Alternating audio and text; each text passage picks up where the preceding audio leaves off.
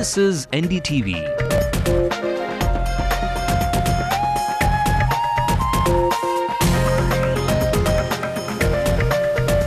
And you're watching Ndtv-Hindu.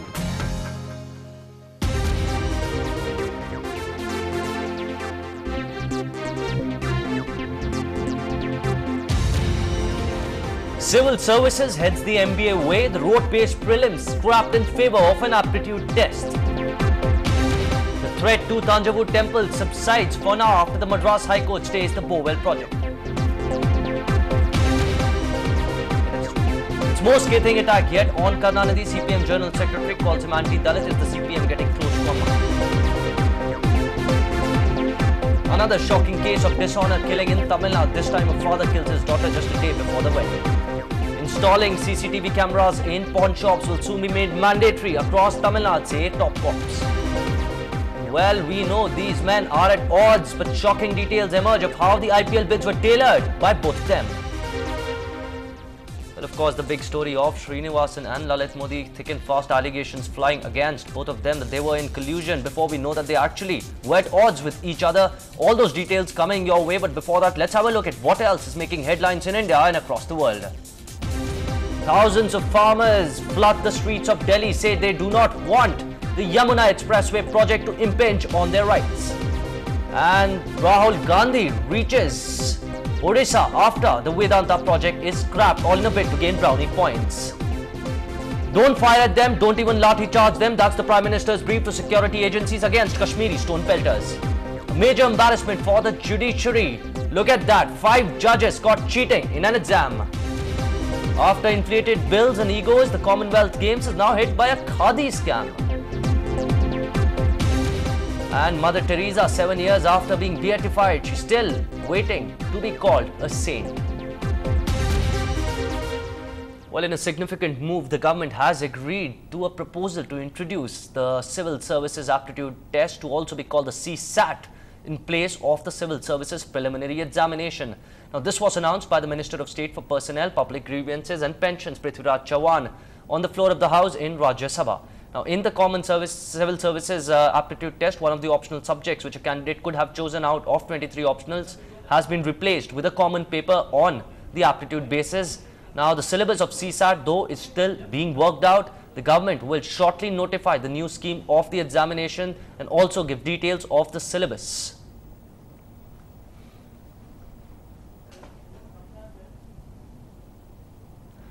Now, the way India selects its civil servants is all set to change, as you just saw.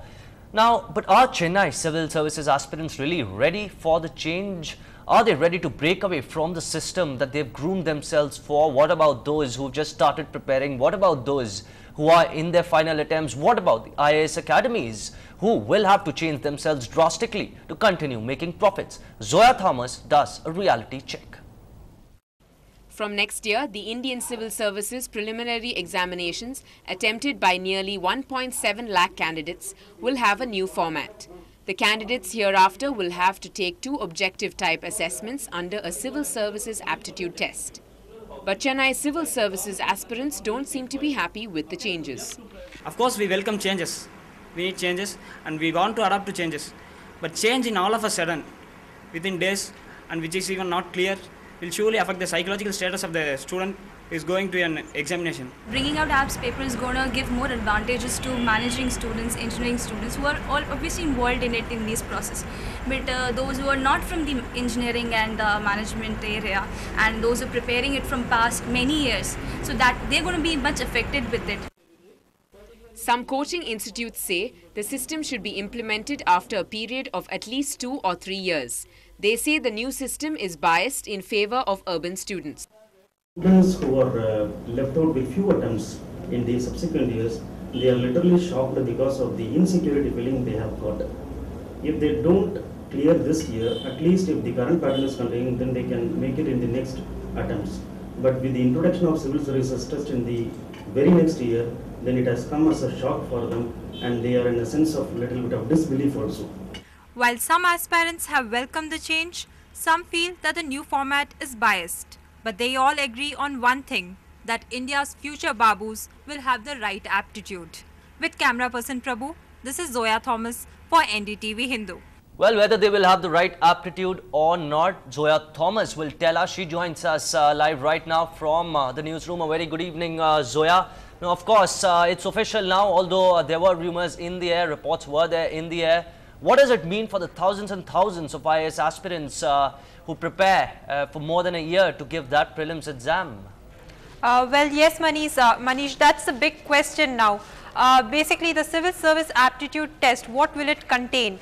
So far, the prelims in the civil service examinations, all these years as well as this year, which just concluded 2 months ago, contained 2 papers. One was a general test which contained, which carried questions that were related to current affairs as well as portions from different subjects. Now, the other paper was an optional paper. Now, students had options of around 23 subjects from history to geography to political science. Now, this optional paper is going to be scrapped, and in place of it, we are going to have an aptitude test. This aptitude test will carry more of mathematical aptitude and logical reasoning. So, the big question is this biased against art students and science students? Because most of the students that we spoke to, as well as coaches in coaching institutes, in IAS coaching institutes in Chennai, as well as across around the country, have said that the new format is biased towards management students, because they are very familiar with aptitude tests. Of course, Zoya, also the big question now is how comfortable will students be adjusting to the change? Now, very briefly, there are a lot of IAS institutes across the country. What does it mean for them who have tailored themselves and giving out specific books, teaching a particular syllabi? And what does it mean for students in the final attempts of their preparation and also the ones in the initial years? Well, definitely this is a big disadvantage for all those students who are making their last attempt. As you know, there are only 4 attempts in this examination.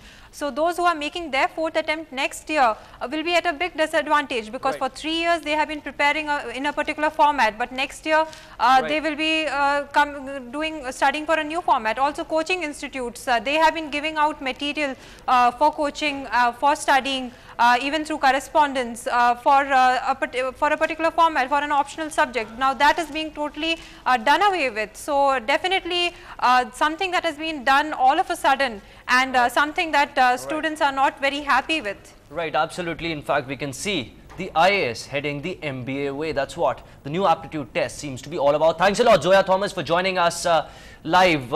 Moving on now to something which has really raised a stink across the country. Now, Srinivasan, of course, the owner of Chennai Super Kings, you can't mistake the man, can you? Now, he's outrightly denied that he is involved in rigging bids. Now, that was revealed by certain media reports. In a statement, in fact, Srinivasan said that he did not need anyone's favor, either Rajasthan Royals or Lalit Modi's, to bid for Andrew Flintoff. Now, Andrew Flintoff is the man who is at the center of it all, and Srinivasan is accused of conniving with Lalit Modi, and he in fact has come out denying, saying that he had the money to buy Flintoff and he did not need anyone else to buy Andrew Flintoff.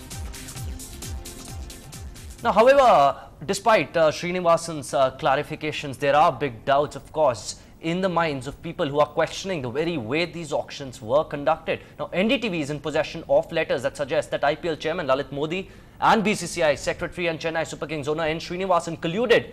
Now, both men are said to be at odds with each other, but there are reports, email reports with NDTV that confirm that both colluded, in fact, to rig the second IPL auction.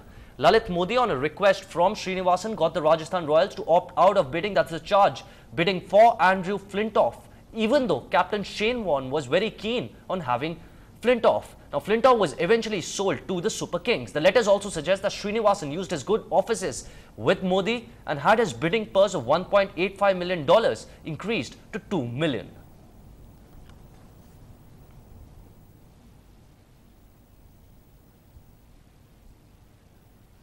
Now, let's go across live to Natasha to just simplify things for you. Natasha joins us live from the newsroom. A very good evening to you. In fact, Natasha, if you can hear me now, over the past 2 days, there have been allegations flying all across the place. Now we know that Srinivasan and Modi are at odds with each other, but what these emails actually show is that these men were actually hand in hand at a certain point of time. Now take the viewer here through all the information that's been thrown on him. Take us through how it all began and what is right now the stand of Srinivasan on this controversy that he finds himself surrounded by.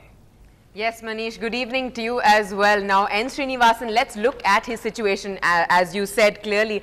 Now, first of all, N. Srinivasan is holding a very high post with the BCCI as a secretary and also a potential potential president to be of the BCCI as well. Now, N. Srinivasan, this is not his first allegation against him. First of all, AC Muthaya has made an appeal to the High Court against N. Srinivasan in the past also.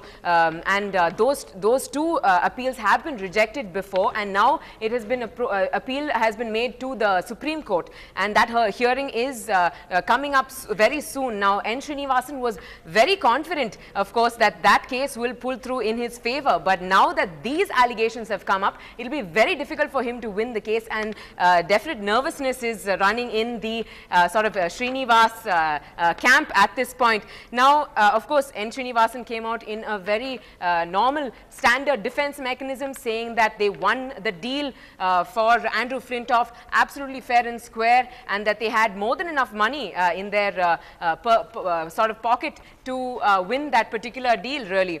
Now, first of all, let's go back to 2009 and let's look at Rajasthan Royals and what kind of a bid they made. Now, first of all, Rajasthan Royals lost the bid because they made a bid of 1.5 for Andrew Flintoff, and of course, Chennai Super Kings had made a bid of $1.55 million US, and that's a very small margin, but yet again, here's where it gets even more interesting. Now, of course, N. Srinivasan clearly made a statement saying that he had a $2 million purse pocket at that to make that particular auction, you know, very clear a win for him.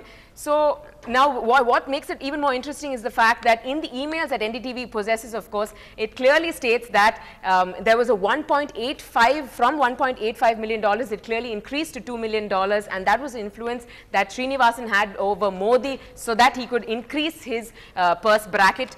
So therefore, it clearly states, it clearly is that, you know, there was a huge influence really in terms of, you know, the purse bracket as well as for the influence of Andrew Flintoff in the team. Certainly, big questions do in fact remain on how the bids were rigged. In fact, a lot of good things said between Modi and Srinivasan. If you look at how the letter has ended, of course, this matter is going to continue. A lot of dust has been raked over how Andrew Flintoff was bought by Srinivasan. Two men who are at odds with each other now find themselves in a situation with allegations flying against them that they actually were hand in hand in rigging bids. Thanks a lot, Natasha Doraiswamy, for joining us live from the newsroom. Let's move on. A day after Chief Minister Karunanidhi lashed out at both the CPM and the CPI, State Secretary G. Ramakrishnan charged that most of the participants at the function where Govindaswamy joined the DMK were DMK party workers.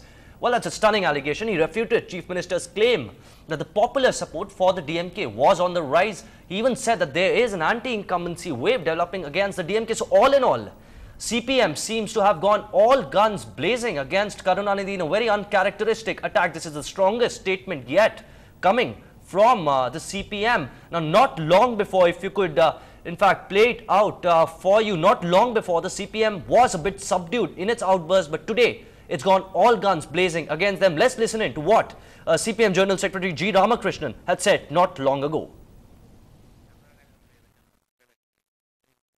Going for joint action with ADMK on people's issues. For example, on April 27th, against price rise, we have joined to raise our voice. There was a hartal all over the country, including Tamil Nadu also. On July 5th also, on the same issue, we have joined hands with ADMK, MDMK, CPI, other parties to observe hartal on July 5th. On people's issues, we are coordinated with them.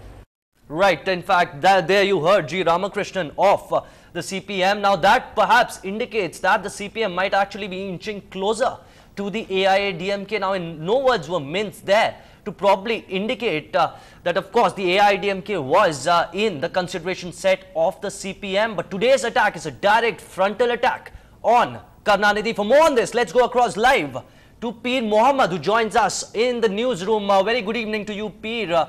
Certainly no words minced today by Ramakrishnan, although he was a bit diplomatic talking about the AIADMK last time around. Today he's gone all out against the Chief Minister himself. Now, how does this pan out in the run-up to Assembly elections next year? Yes, Manish, the CPM has been inching closer to the DMK. That is what speculations were saying.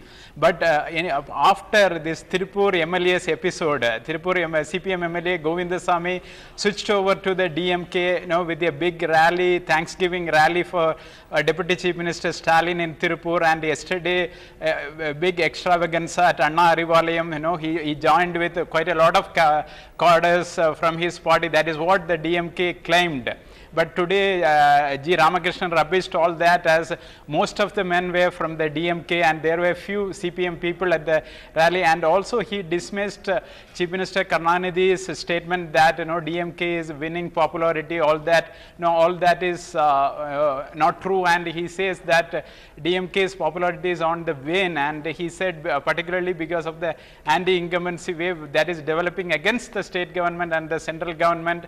And also he attacked the DMK of being anti-Dalit on several issues, particularly the Uttapuram untouchability wall issue was raked up by the CPM in the first place.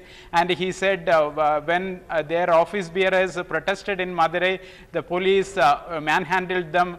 All that issues he has raked up now. This is going to be a war of words between the DMK Chief Karunanidhi and the CPM for at least for the coming few days, Manish. Peer, in fact, you've been following all political parties, the overtures that each of them have been making to each other, starting from Amma referring to the hand, to, in fact, the overture she's made to Vijay, in fact, and also the PMK with the DMK. Now, for the viewers here, as of today, on this date, how does the combination, the possible pre-poll alliance scenario stand as of today in the run-up to the Assembly polls? Now, if we were to decipher the complicated overtures and the moves that are being made by a lot of political parties, what do these statements signify and how do the calculations stand as of now? Yes, Manish, there are people who see that there might be 4 political formations ahead of the 2011 Assembly elections. One, the DMK Congress alliance, because the DMK Congress alliance is intact as claimed by the Congress High Command. The Congress Tamil Nadu in charge, Ghulam Nabi Azad, made it clear that there is no rift between DMK and the Congress. That is one formation, and the other formation is definitely ADMK and the left parties along with MDMK, Vaiko's MDMK. And another formation is that Vijay is not being accepted in the DMK or in the ADMK. Another factor is the PMK, which is also not accepted by either the DMK or the ADMK. Manish? That's right. In fact, a lot of complications there. In fact, we'll have to wait to see how the scenario unfolds. But indications certainly rife there. It gets more colorful, doesn't it, Peer? Thanks a lot, Peer Mohammed, for joining us live from the newsroom. Now, time for us to slip into a very short break, but up on the other side, Mother Teresa still awaits her sainthood from the Vatican because she does not have a miracle to show for her work. And he's the world's #1 golfer, but personal problems are showing heavily on his on-field performance. Stay tuned.